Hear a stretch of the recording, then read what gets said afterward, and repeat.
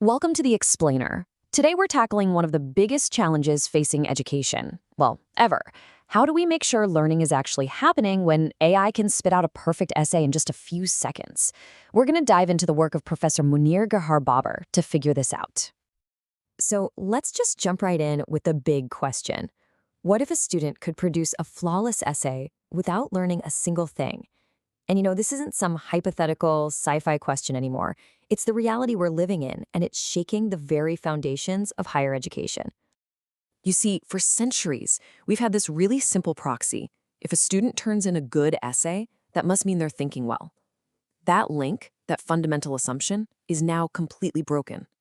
We're now dealing with what's called a black box problem, where this amazing final product tells us literally nothing about the student's actual learning process.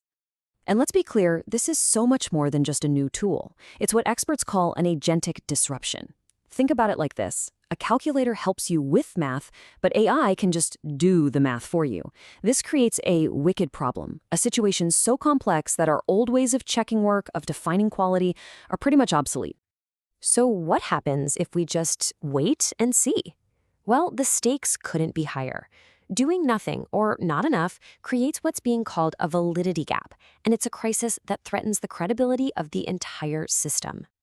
So, what are these huge risks? First and foremost, the value of a degree itself is on the line. I mean, if AI is doing the heavy lifting, what is a diploma really certifying? Its value as a currency in the job market is at serious risk of being devalued. And then you've got a genuine identity crisis for educators. Their role is shifting big time. It's no longer just about delivering content. Now they're being forced to become verification experts, almost like detectives, trying to figure out what's real student work and what's not. That's a huge change, and it's causing a ton of anxiety. Third, and this is a big one, is the risk of eroding trust with employers. If graduates can't actually perform tasks without AI holding their hand, why would anyone hire them? That trust is the ultimate currency for higher education, and we are absolutely in danger of losing it. And finally, there's the cold, hard reality of competition. Institutions that choose to ignore this, or that move too slowly, are gonna get left in the dust.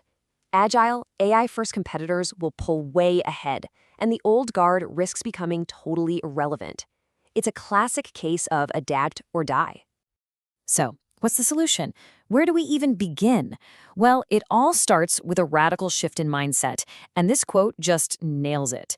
We have to stop just asking if we followed the old rules and start asking a much bigger question. Do our rules even make sense anymore? And this right here, this is what that shift looks like in practice. We have to move away from just looking backwards, checking boxes for compliance. Instead, quality assurance has to become proactive. It needs to be about sense-making, navigating the future, interpreting the signals, and shaping what comes next. Okay, so a new mindset is great, but it's not enough. It demands a completely new playbook for how we assess student learning. We have to start testing for the skills that AI simply can't replicate. First things first, we've got to change how students see and use AI. We need them to be co-pilots, not just passengers. They need to be in the driver's seat, using AI as a powerful tool to navigate, not as a crutch that does the driving for them. And being a good co-pilot means you need a whole new set of skills. We have to teach students to be critical, to spot when an AI is just making stuff up, what they call hallucinations, and to understand the biases and limits of the algorithms they're using. This is the new literacy. And really, this is the whole point. The end game, the ultimate goal, is to produce graduates who are AI-enabled, not AI-dependent. There is a world of difference between those two things. We want them empowered by the technology, not rendered helpless without it. Okay, so how do we actually do this in the classroom? Well, the FACT model is a fantastic practical framework.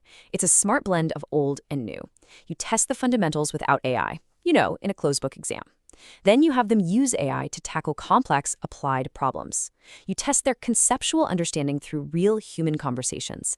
And finally, you assess their thinking by having them critique AI output. Now, taking these ideas from a single course and scaling them up to an entire institution, well, that's the next big challenge, isn't it? It requires a clear roadmap and a whole new culture. This journey starts with a complete overhaul of academic standards. Step 1. Audit your assessments. Seriously, throw them a GPT-4. If the AI can get a B or higher, that test is invalid. Step 2, bring back oral exams to actually verify that the student knows their stuff. Step 3, recalibrate your standards. If AI raises the floor, you have to raise the ceiling. And 4, train your faculty in verification literacy. Their job is now to authenticate work, not just mark it. And fundamentally, this all boils down to a choice about culture. An institution can be reactive, just waiting around for someone else to set the rules, focusing on banning things, and the result of that is becoming obsolete. Or it can be proactive and change-seeking, disrupting its own operations to innovate, and that is the path to leadership. The key is that this kind of change can't just be a memo from the top. It has to be activated at every single level. You need top-down leadership, setting the vision. You need the middle outs, with QA pros acting as consultants, not just auditors.